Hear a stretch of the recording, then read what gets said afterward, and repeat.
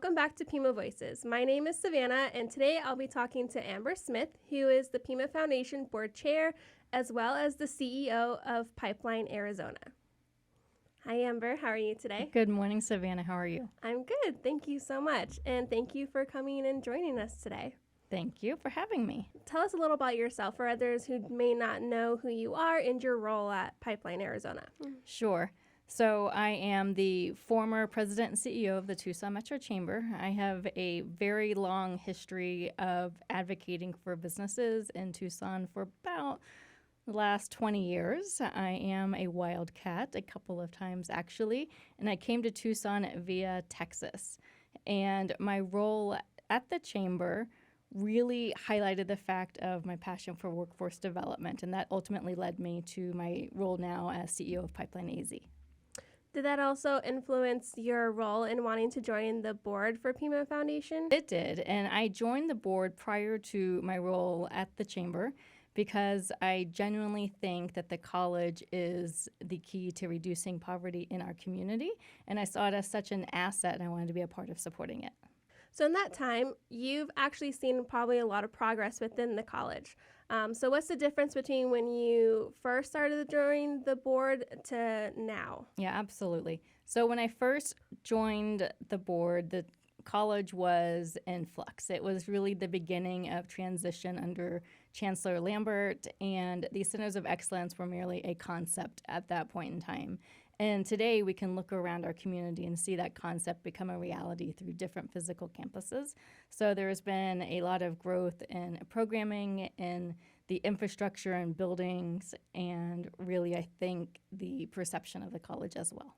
Yeah, I mean, I remember when I was applying to come to Pima, it was around 2012.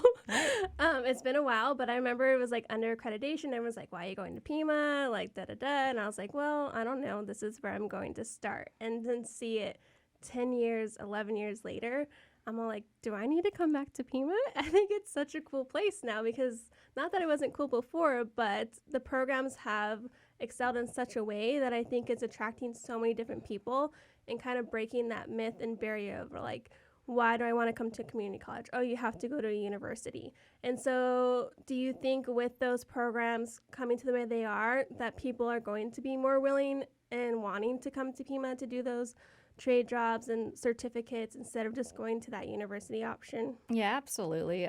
The statistics are 80% of jobs do not require a traditional four-year degree.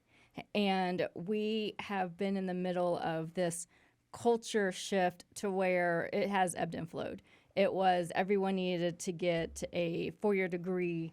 Anything less than that was considered less than that, as opposed to different than that. And construction is absolutely hurting these days because there was a stigma on trade jobs for a long time as college degrees were pushed. And today, we're starting to see that shift. I mean, part of it is the cost of higher education has been in the headlines considerably over the last 4 years at a minimum, in addition to the discussion even across industry and businesses. Some of our largest companies across the country are re-looking at their requirements within roles and positions. And so a byproduct of having such a low unemployment rate is the fact that it's really difficult to find talent. And so with that, companies are starting to look at the different roles and job positions that they're posting and asking themselves, what skills does this need, and does it really need to have that four-year degree? And it's not to say that a university degree is not important, because it is, but the discussion now is veering to a diversity in options and choices, and let's look at the skill sets that each of these programs are building. Because some things, the certification is what is necessary. In other cases, yes, we absolutely need doctors and astronauts and engineers and computer scientists and philosophy majors, quite frankly.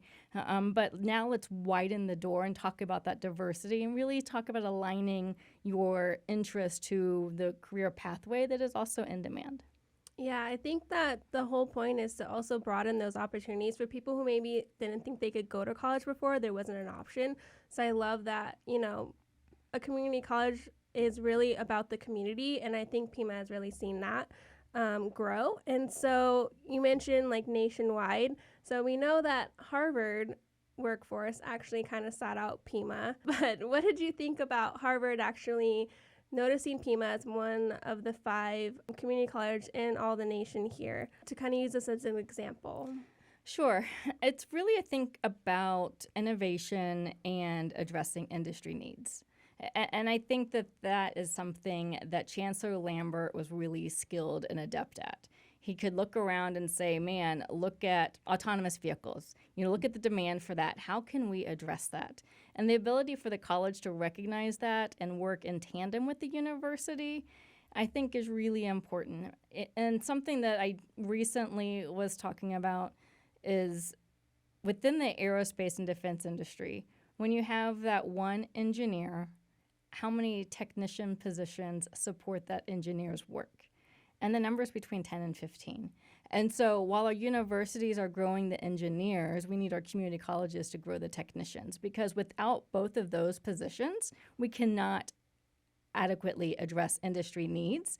And I think that that's really what Harvard was getting at, is what are those community colleges like Ivy Tech, like Pima Community College doing to be able to do so?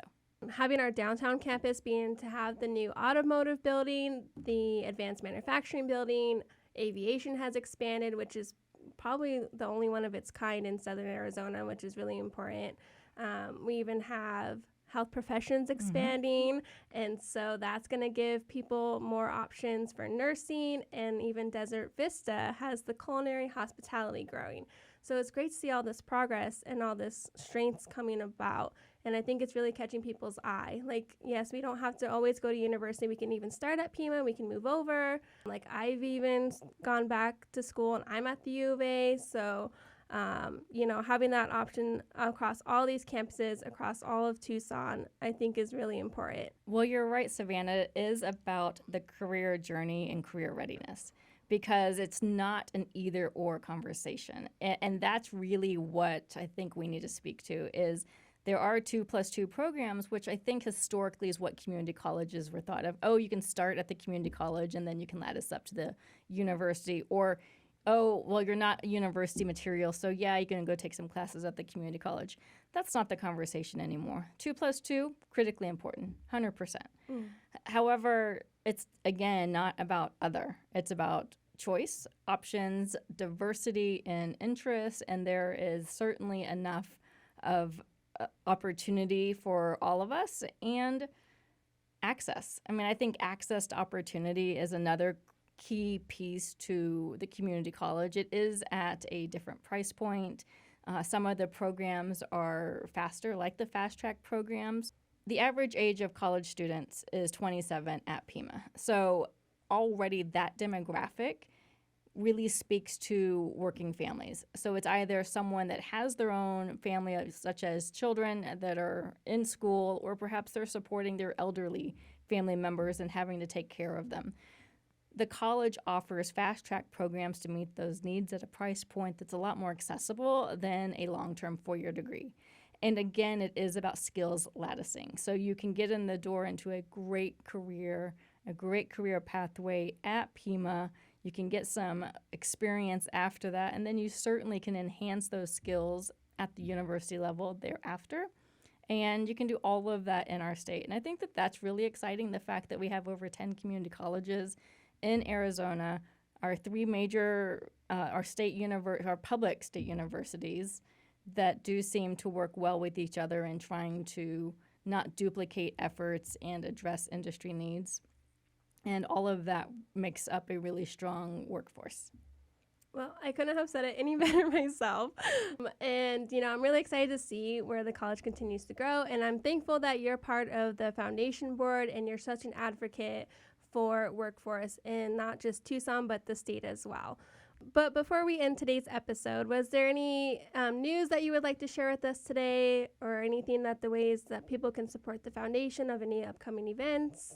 Well, absolutely. We are always excited to take tax credit dollars as well. You can donate any amount on our website at pimafoundation.org. And we actually have a big event coming up. So on Saturday, October 19th is the car show in partnership with the Tucson Rotary, where funds and tickets for that event will go towards the Center of Opportunity, and specifically the Pima Start program, which is really trying to help skill up some unhoused individuals and provide them the support thereafter. And so it's a really great community effort. And we really hope to see everyone out there on October 19th, or we certainly are happy to sell raffle tickets to those folks as well that can't make it. Well, thank you again, Amber, for coming in. I'm sure I'll be seeing you soon. So next week, we'll be talking with Ken Hakame, who is the new athletic director for Pima Community College. And I will see you guys then. Thank you.